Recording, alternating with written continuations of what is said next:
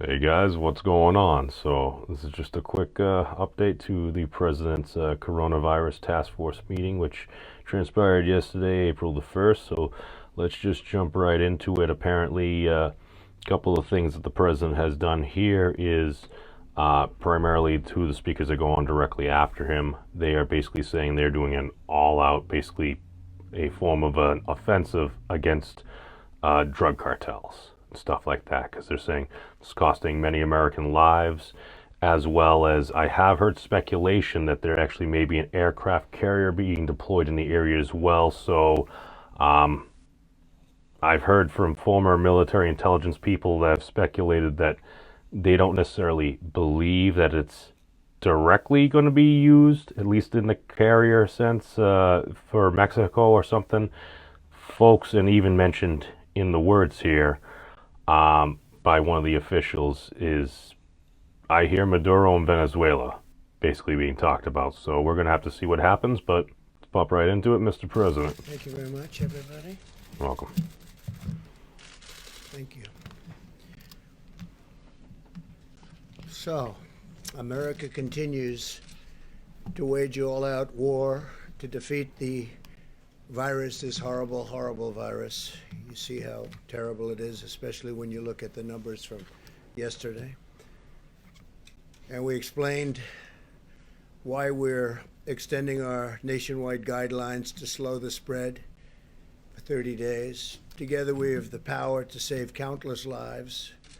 We're attacking the virus on every front with social distancing, economic support for our workers, rapid medical intervention, and very serious innovation, and banning dangerous foreign travel that threatens the health of our people. And we did that early, far earlier than anyone would have thought, and way ahead of anybody else. In this time of need, I know that every American will do their patriotic duty and help us to achieve a total victory. We're all in this together. As governments and nations focus on the coronavirus, there's a growing threat that cartels, criminals, terrorists, and other malign actors will try to exploit the situation for their own gain, and we must not let that happen. Apparently, there were different intelligence reports. Today, the United States is launching enhanced counter-narcotics operations in the Western Hemisphere to protect the American people from the deadly scourge of illegal narcotics. We must not let the drug cartels exploit the pandemic to threaten American lives.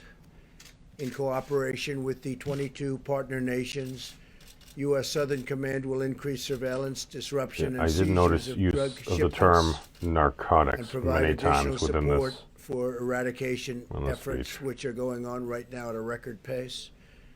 We're deploying additional Navy destroyers, combat ships, aircraft and helicopters, Coast Guard cutters, and Air Force surveillance aircraft, doubling our capabilities in the region.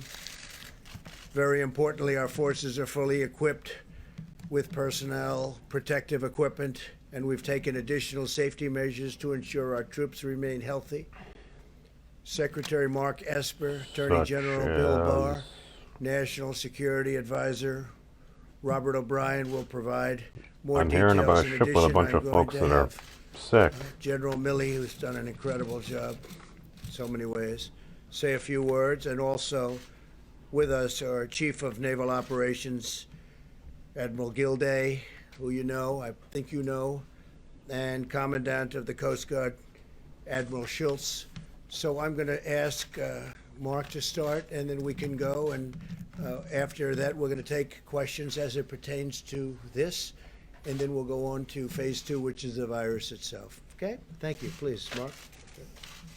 So this was actually quite Thank surprising you, to Mr. me. President, and good afternoon, everyone. I appreciate the opportunity to be here today as we make this very important announcement. At a time when the nation and the Department of Defense are focused on protecting the American people from the spread of the coronavirus, we also remain vigilant to the many other threats our country faces. I thought the president was going Today, to talk about potential at the combat President's direction, operations. The Department of Defense, in close cooperation with our interagency partners, began enhanced counter-narcotics operations in the Eastern Pacific Ocean and the Caribbean Sea. This initiative is part of the administration's whole-of-government approach to combating the flow of illicit drugs into the United States and protecting the American people from their scourge. The Eastern Pacific as I well. want to thank all Okay. of our partners in this effort, to include the United States Coast Guard, I didn't notice the that Department before. of Homeland Security, the Drug Enforcement Agency, the Department of Justice, and members of the intelligence community for their tremendous support and cooperation. To conduct these enhanced operations, the President has directed the deployment of additional ships, aircraft, and security forces to the United States Southern Command area of responsibility. Included in this force package are Navy destroyers and littoral combat ships, Coast Guard cutters, P-8 patrol aircraft, and elements of an Army Security Force Assistance Brigade. These additional forces will nearly double our capacity they to ain't conduct effing around. counter-narcotics operations in the region. Additionally, 22 partner nations have joined us in this fight, bringing with them a variety of intelligence and operations capabilities needed to defeat these criminal So organizations. coalition. Last year alone, United States Southern Command's operations resulted in the seizure of over 280 metric tons of drugs, much of which was a lot of designated drugs. for shipment to America. While this was an incredible achievement, there is much more work to be done. Transnational criminal organizations continue to threaten our security by smuggling cocaine, fentanyl, methamphetamines, and other narcotics across our borders. These drug traffickers put our communities at risk and destroy lives. Every year, tens of thousands of Americans die from drug overdose, and thousands more suffer the harmful effects of addiction. Furthermore, corrupt actors like the illegitimate Maduro regime in Venezuela rely on the profits derived from the sale of narcotics to maintain their oppressive hold on power. The Venezuelan people continue to suffer tremendously due to Maduro's criminal control over the country. Drug traffickers are seizing on this lawlessness by increasing their illicit activities. We must do more to prevent these drugs from arriving at our shores. These enhanced counter-narcotics operations that are now underway will further disrupt the flow of illicit drugs to America, deny our adversaries the financial resources they depend on, and build the capacity of our partner nations throughout the region. I want to thank President Trump for his leadership and support to this critical mission. This is a particularly important time for this operation to begin. As nations around the world shift their focus inward to deal with the coronavirus pandemic, many criminal organizations are attempting to capitalize on this crisis. Apparently The this is enhanced intel. operations we are announcing today will keep the pressure on these criminal groups and protect the American people from the devastation caused by the flow of illegal drugs into our country. Mr. President, thank you for your leadership as we begin this important operation. While the men and women of the United States military work hard here at home to fight the coronavirus, we continue to take action around the world to defend our great country. Thank you, and I'd like to invite General Milley. Thank you, Secretary, for those words, and thank you, Mr. President, for your leadership. And I want to publicly thank Admiral Craig Fowler, the commander of U.S. Southern Command out of Miami, for leading this operation, which is underway effective today, and also Admiral Gilday, the Chief of Naval Operations, Admiral Schultz, for their contributions to this from their services. There's thousands of sailors, Coast Guardsmen, soldiers, airmen, Marines involved in this operation. Yes, he's a loud We came gentleman. upon some intelligence some time ago that the drug cartels, as a result of There was COVID-19, intel. we're going to try to take advantage of the situation and try to infiltrate additional drugs into our country. As we know, that 70,000 Americans die on an average annual basis to drugs. That's unacceptable. We're at war with COVID-19, we're at war with terrorists, and we are at war with the drug cartels as well. This is the United States military. You will not penetrate this country. You will not get past Jump Street. You're not going to come in here and kill additional Americans. And we will marshal whatever assets are required to prevent your entry into this country to kill Americans. So right now the Navy has marshaled additional Gray Hull ships from both PACOM and UCOM and for the Naval Fleet at Norfolk. And they are set sail already, and they are in the Caribbean right now. In addition to that, there's 10 Coast Guard cutters, and there's Special Operations Forces and Security Force Assistance Brigades, along with Air Force reconnaissance aircraft. The bottom line is you're not going to get through. Now is not the time to try to penetrate the United States with illegal drugs to kill Americans. With the United States military, we will defend our country regardless of the cost. That's Thank a you, very Mr. strong President. statement. Thank you, Secretary.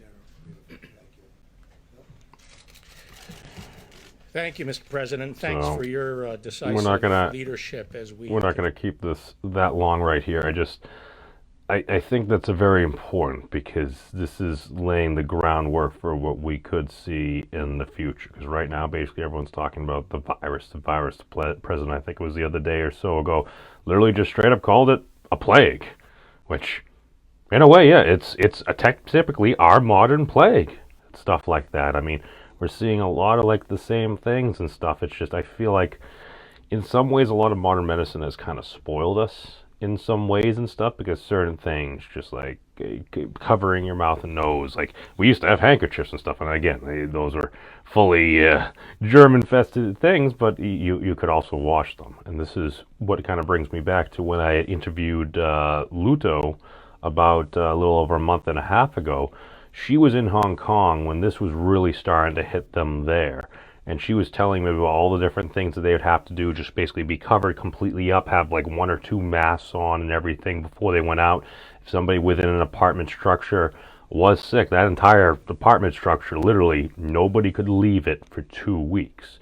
So I mean, it was an extremely authoritarian response. However, I also haven't heard of a huge spike in cases in Hong Kong. So I mean, this is different between different cultures, different places in the world, because if over there they did certain things, I mean, heck, a little over 2 weeks ago I was still partying with some folks down in Fort Lauderdale, spring breakers and stuff. So it's like, that was right before this all went down and everything, but it's like, I get it. And folks are being told, oh, it's just the flu, bro. It's like, well, why are people going to take it seriously? Like, oh, the flu happens everywhere. Even dude, man, what was, I don't even know his name.